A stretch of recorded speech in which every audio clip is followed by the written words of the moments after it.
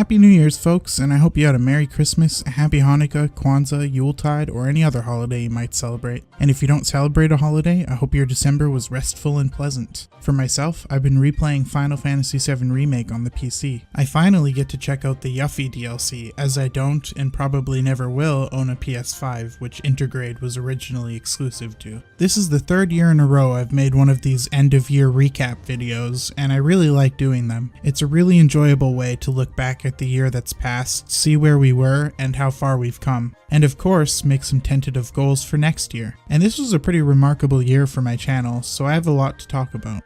If I had to describe 2021 on a worldwide scale, it would honestly be as a continuation and advancement of 2020. We are obviously all still dealing with the persistence of the pandemic, but even outside of that, a lot of problems we've seen arise in the game industry in 2020 have only gotten worse in this last year. I thought the games released this year took a hit as well. There were definitely some awesome releases, like Resident Evil 8, Metroid Dread, Deathloop, and a handful of killer indie games, but I do think it pales in comparison to 2020. Then again, 2020 was perhaps an unrealistically good year for gaming, so maybe it isn't a fair comparison. My personal game of the year for 2021 is Monster Hunter Rise, although I had a really great time with Metroid Dread. So while it was definitely a turbulent year for real-world events, gaming industry news, and for the games themselves, that turbulence didn't follow us over to the channel. We had an absolutely excellent 2021. It was the best year yet for my channel.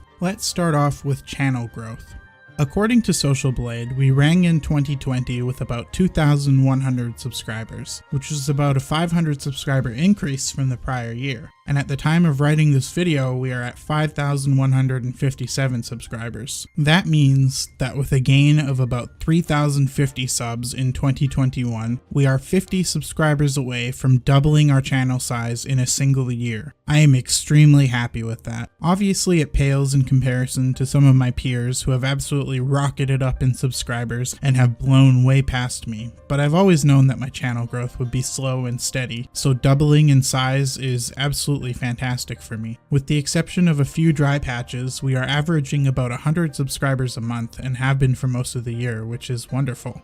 But subscribers don't mean much without video views to accompany them, so how did we do there? Well, pretty great. Channel views have almost tripled over the last year, starting at about 170,000 and ending at 460,000. It's crazy to think that we're nearly halfway to 1 million views. This is obviously primarily due to two particular videos blowing up, but I'm happy to say that I've had really good luck with videos overall this year. I've released 18 videos since my last yearly recap, and only 2 of them have failed to pass 1,000 views. But more excitingly, 5 of those videos have passed 5,000 views, and 2 of them have passed 10,000. So overall, I'm really happy with how my videos have done this year. Of course, we do need to talk about those 2 big videos that absolutely are to thank for my channel's success in 2021. The first is actually an older video. In May of 2019, I released a Hyrule history about Fierce Deity Link. I was, and still am, pretty happy with that video, and when it was first released, it did okay relative to the other videos on my channel. It sat slowly growing in views over the next year, but by no means coming even close to being my most viewed video.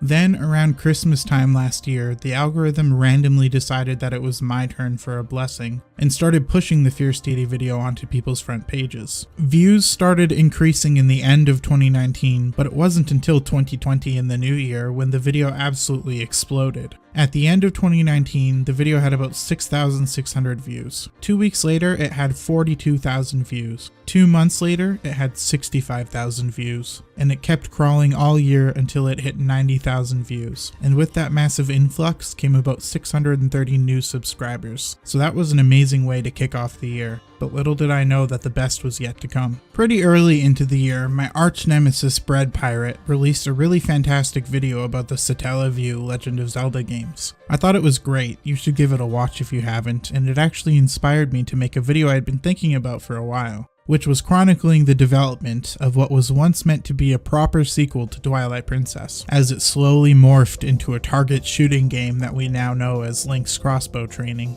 I put a lot of effort into that video, and like with the Fierce Deity video, its initial reception was fine, but not anything out of the ordinary, getting a couple thousand views from February to July. But again, the algorithm decided to give me a gift and started pushing up my cancelled Twilight Princess sequel video. Whereas my Fierce Deity video was an initial large boost followed by a gradual climb, the Twilight Princess video hit hard all at once, not slowing down until it hit 90,000 views in August. Then for the rest of the year, it accumulated another gradual 10,000 views, becoming my first video to hit 100,000 views. With it came another 600 or so subscribers, but it also had the residual result of increasing my subscriber growth across the board. Sub growth increased in August when the video blew up, but it stayed higher than normal for a while after the video stopped gaining traction. So I owe most of my growth this year to those two videos. But aside from that, some other notable stuff happened this year as well. First and foremost, I took part in my first convention panel. It was a digital convention known as Uplink, and I participated in a panel called Uplink to the Past, a 35th anniversary panel. It was a pretty great discussion alongside some other fantastic, much more notable members of the Zelda community, and it was a pleasure to take part in. If you'd like to watch that panel, you can check it out in the description. Big thanks to Uplink for inviting me. I also finished my first video essay. It came out on Halloween, and it was called Body Horror in Legend of Zelda. It is a nearly 50-minute analysis on themes of body horror within the Nintendo 64 Legend of Zelda games, looking at how they so effectively utilized body horror to make scares and spooky atmospheres that still stand out as some of the series' best decades later.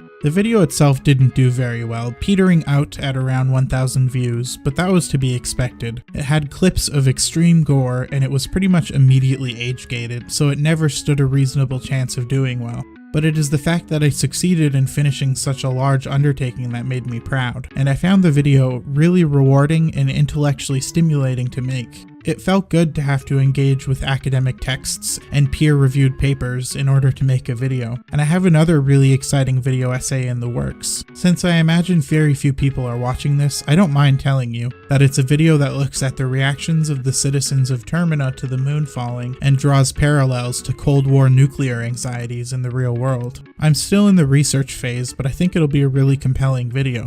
I also celebrated hitting 5,000 subscribers by opening up a Patreon. By pledging to the Patreon, you can take part in the Sabrosian Parade, which you should see marching across the bottom of the screen right now. I currently have 11 people pledged, and I am very grateful to all of them. If you would like to pledge, you can find a link in the description. Overall, the channel had a really fantastic 2021, but how did it compare to the New Year's resolutions that I set in 2020? Well, let's take a look and then set some resolutions for 2022. Last year, I set 3 New Year's resolutions. The first was to hit 3,500 subscribers. And like I mentioned before, we absolutely annihilated that goal, hitting over 5,100 subscribers instead. So that goal is totally accomplished. The second goal was to release one big, thoroughly scripted video every month, and I totally failed at that. I'm not unhappy with my overall output. I released 19 videos this year, which is a great number for me, considering the spotty upload pattern that I've had in the past. A rate of about 1.5 videos per month is great for me, but the vast majority of those are opinion pieces written in reaction to something, or videos exploring theories around Breath of the Wild 2. I'm not unhappy with the quality of them. I actually think they're all really good for the most part. I like to think that I have well-formulated opinions, and I think I started some pretty interesting conversations. But they don't take very long to make, and they're not highly scripted or edited. I mostly just slap trailer footage over them. I only released about 4 videos this year that I would categorize as highly scripted and edited. In addition, I mentioned that I wanted to bring back Hyrule History and make 6 of them in 2021, and I made exactly 0 of them. But I don't regret failing this one. It was a very tough academic year for me, and most of the free time I did have outside of school went to the body horror video. So I absolutely failed this goal, but I'm not ashamed. The third and final goal I wanted to hit was to finally start releasing non-Legend of Zelda videos. And well, that was a total failure. I didn't release any, so I took a big L on that one. But I do have exciting news on that front.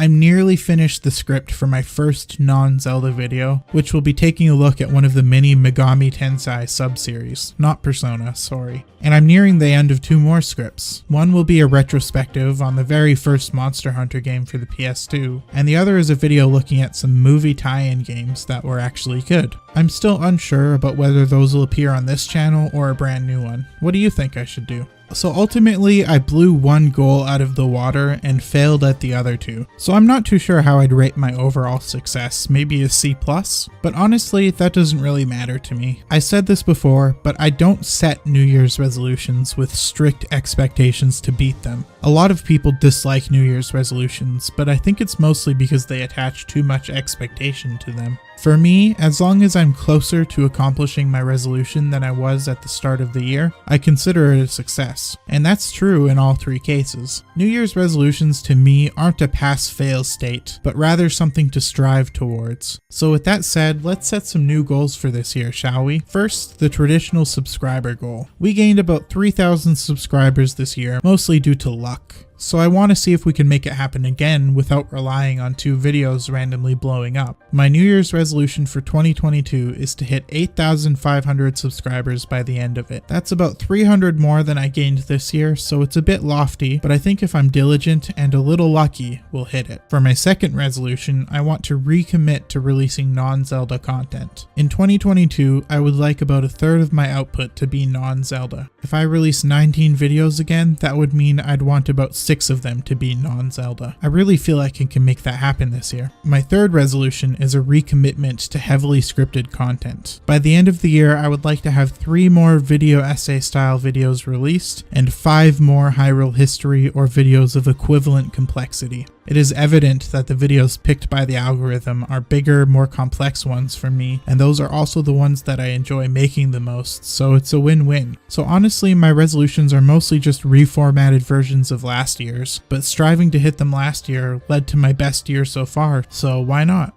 And I hope you folks will stick around to see that happen. Thanks so much to new subscribers and old alike for making this such a fantastic year. I hope your 2022 is fantastic as well. Stay safe out there. It's dangerous to go alone, but I don't have to worry because I have 5,157 of you at my side.